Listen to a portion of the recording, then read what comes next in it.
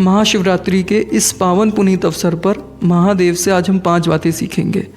महादेव एक तरफ महायोगी हैं तो दूसरी तरफ महाक्रोधी भी हैं, महाप्रलयंकर भी हैं, अपनी तृतीय नेत्र से सब कुछ नष्ट कर देने वाले भी हैं। महादेव को भगवान आशुतोष कहा जाता है। आशुतोष तुम औघड़ दानी। महादेव ऐसे महादेव जो अति शीघ्र प्रसन्न हो जाते हैं और सब कुछ लुटा देते हैं, सब कुछ प्रदान कर देते हैं।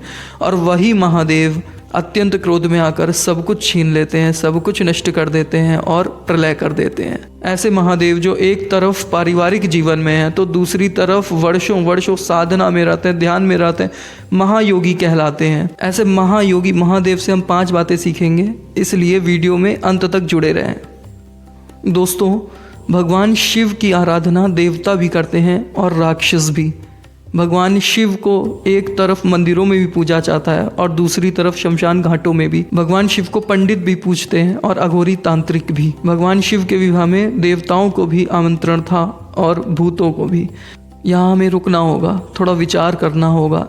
ऐसे भगवान महादेव जो ना प्रकृति में अंतर करते हैं, ना जाति में और ना ही संस्कृति में, और हम अपने आप को महादेव का भक्त कहने वाले, हमारे अंदर जैसे भेदभाव की जड़ें समा गई हैं। हम कभी जाति के आधार पर भेदभाव करते हैं, कभी संस्कृति के आधार पर, कभी धर्म के आधार पर, तो कभी क्षेत्र के आधार पर। कभी हम अपनी जाति को श्रेष्ठ समझते हैं, उसका अहंकार करते हैं, तो कभी हम अपनी संस्कृति को दूसरे की संस्कृति से श्रेष्ठ समझते हैं और उसका अहंकार करते हैं। महादेव के भक्तों को इस प्रकार का अहंकार और भेदभाव शोभा नहीं देता है। दूसरी बात, आपने देखा होगा कि भगवान महादेव अपने शरीर पर भस्म लगाते हैं। वो क्या संकेत दे रहे हैं हमें? वो संकेत दे रहे हैं कि हमारा शरीर नश्वर है, हमें शवत्व से शिवत्व की ओर यात्रा करनी चाहिए। हमें इस संसार में रहते हुए, हमें माया में, परिवार में, इस भौतिक जगत में रहते हुए भी इनसे विरक्ति रखनी चाहिए, इनसे अलग रहना चाहिए, क्योंकि अंत में शरीर छूट जाएगा। शक्तियाँ अर्जित करनी चाहिए परंतु अहंकार नहीं, क्योंकि शरीर के साथ सब छूट जाता है। तीसरी बात, आपने देखा होगा जब समुद्र मंथन होता है तब देवता और राक्षस अमृत के लिए लड़ जाते हैं। जब सब लोग अमृत के लिए लड़ रहे होते हैं तब भगवान महादेव विष को धारण करते हैं। समुद्र मंथन से जो विष निकलता है उसे पीते हैं और उसे अपने गले में रोक लेते हैं, और तभी भगवान महादेव को नीलकंठ भी कहा जाता है। देखिए, हमारी लाइफ में भी बहुत बार नेगेटिव सिचुएशंस आती हैं और उन नेगेटिव सिचुएशंस से हमें डील करना पड़ता है। हमें ये समझना होगा कि हमारी लाइफ में नेगेटिव सिचुएशंस के होने के बाद भी हम अपने अंदर पॉजिटिविटी ला सकते हैं और उन नेगेटिव सिचुएशंस के साथ भी अपनी लाइफ को पॉजिटिव करके जी सकते हैं। नेगेटिव कंडीशंस हमको कभी मार नहीं सकती हैं। उन नेगेटिव सिचुएशंस के लाइफ में रहते हुए, उनसे डील करते हुए हमें अपनी लाइफ को पॉजिटिव बनाना होता है और लाइफ में आगे बढ़ना होता है, लाइफ में सक्सेस पानी होती है। चौथी बात, भगवान शिव का तृतीय नेत्र। यहाँ हम भगवान शिव के तृतीय नेत्र से आध्यात्मिक पक्ष को समझने की कोशिश करेंगे। भगवान शिव का तृतीय नेत्र उनकी दोनों भ्रुकुटियों के मध्य में इस जगह पर होता है। ठीक उसी जगह पर पीछे आप देखेंगे तो हमारी पीनियल ग्लैंड होती है। ये जब बच्चा छोटा होता है तब उसकी पीनियल ग्लैंड एक्टिवेट होती है और धीमे धीमे समय के साथ वो डिसेबल हो जाती है, जिसे वापस एक्टिवेट करने के लिए हमें एक पूर्ण सतगुरु की शरण में जाकर ब्रह्म ज्ञान की दीक्षा में दीक्षित होना पड़ता है। तब हमारी यह तृतीय नेत्र, थर्ड आई खुलती है। इसी तृतीय नेत्र को, जो हमारी दोनों भ्रुकुटियों के मध्य में होती है, इसी तृतीय नेत्र को हम अलग अलग नामों से जानते हैं। दिव्य दृष्टि, दिव्य चक्षु, ज्ञान चक्षु।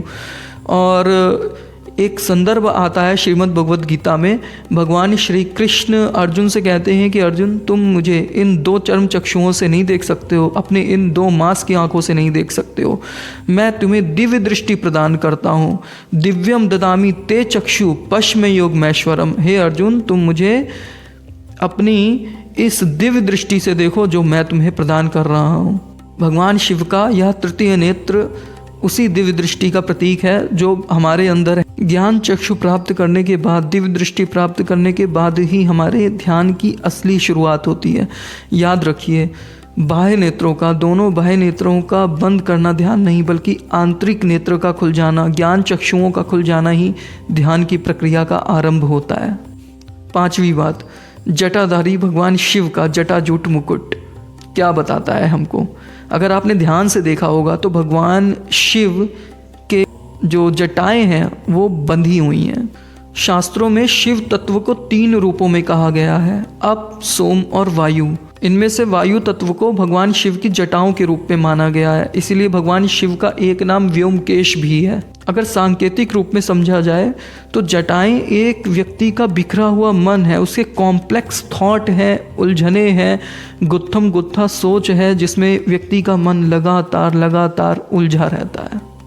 इन्हीं उलझे विचारों वाले मन को श्रीमद् भगवद गीता में वायु के समान चंचल कहा गया है, चंचलम ही मना। परंतु भगवान शिव की ये जटाएं बिखरी हुई नहीं हैं, सिमटी हुई हैं जटाजूट मुकुट के रूप में, और हमें कुछ संकेत दे रही हैं। हमें भी अपने मन के बिखरे हुए विचारों को मेडिटेशन, ध्यान साधना के माध्यम से अपने ब्रह्म केंद्र पर केंद्रित करके एकाग्र और एकचित्त होकर उस पार ब्रह्म परमात्मा के भगवान शिव के प्रकाश स्वरूप का दर्शन करना चाहिए। ऐसे भगवान शिव जिनके विषय में कहा जाता है कर्पूर्ण गौरम करुणावतारम संसार सारम भुजगेंद्र हारम सदा वसंतम हृदय अरविंदे भवम भवानी सहितम नमामि। अगर आपको महादेव से सीखी गई ये 5 बातें अच्छी लगी तो कमेंट बॉक्स में हर हर महादेव अवश्य लिखें। वीडियो को लाइक करें। हर हर महादेव। वस्टेन with doctor Arvind. Thank you.